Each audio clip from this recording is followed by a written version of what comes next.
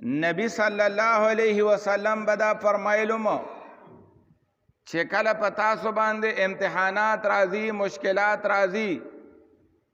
نو تاسو زما دا مشکلات او دا مصیبتونه او امتحانونه یادوي داسې کله فرمایل چې دا په ما باندې کومې سخت راغلي دي د الله د پاره د الله د دین د پاره داسې امتحانات او داسې سختې دا به په هیچا باندې نه راغلي نه یو سړی دی په دې باندې بې وسلې کېږي نه یو سړی دی په دې خبرو باندې داسې غیرو غاړې ته نه ځي یو سړی د دین نه مرور کېږي نه چې هغه دا وایي چې ګنې په ما باندې سختې دي په ما باندې مشکلات دي نو ګنې زه به د الله نه مرور شمه زه به د الله نه خفه شمه زه به په غیرو باندې شروع شمه نه دا په پیغمبرانو باندې راغلیو دغه شانته دا مشکلات او دا امتحانات دا په محمد صلی الله علیه و آله وسلم باندې راغلیو او هغه نبی صلی الله علیه وسلم د دنیا نه ترتلو پورې چې څومره زندگی تیره کړې ده د نبوت هغه زندگی هغه ټوله په مشکلاتو کې تیره شوې ده هغه ټوله په سخته کې تیره شوې ده هغه ټوله په امتحاناتو کې تیره شوې ده هغه ټوله د کافرو په دشمنو کې تیره شوې ده دا د نبی علیه الصلاۃ والسلام زندگی ونو ګوره د پیغمبرانو دا سلسله چې د برې نه شروع کو لکه آدم علیه السلام دی نو آدم علیه السلام باندې امتحان راغی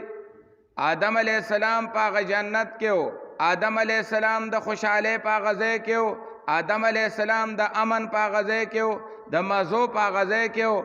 امتحان راغی د هغه ځای نه بس را لرې شو د الله نه غوښته چې یا الله پاکه بس پوه نه شوم ربنا ظلمنا انفسنا وإن لم تغفر لنا وترحمنا لنكونن من الخاسرين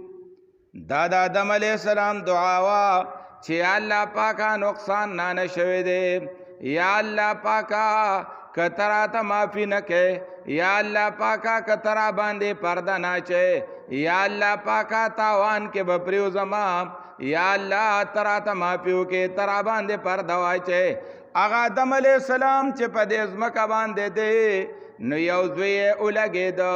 زامن خو نعمت ته خلق په خوشاليږي زامن خو خلق غواړي د الله نه چې الله پاک بچي الله پاک زامن نو هغه زامن چې هغه لوی لوی سړی شو نو یو لګېدلې دی بلې مړ کړی دی مشهوره خبره هم دا ده نمونه یادېږي چې هغه قابیل لګېدلې دی حابیل یې وژلی دی دا مرګ د زوی د آدم علیہ السلام د پاره به څومره لوی غم و د آدم علیہ السلام په زندګۍ باندې دا واقعه کیږي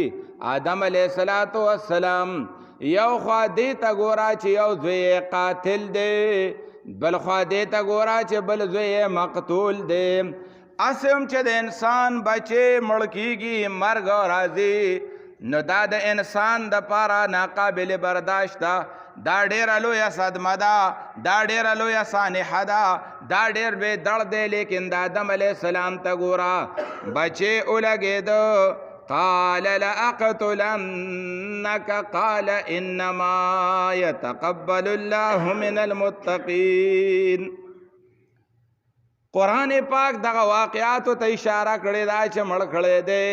هغه خپل رور مړ کړی دی فقتله فاصبح من الخاسرین او فاصبح من النادمین خپل رور مړ کړی دی د آدم علیہ السلام د پاره وګوره دا یو امتحان دی دا یو لوی امتحان دی دا یو لوی غم دی دغه شانتې یوازې د آدم علیہ السلام نه د کم یو پیغمبر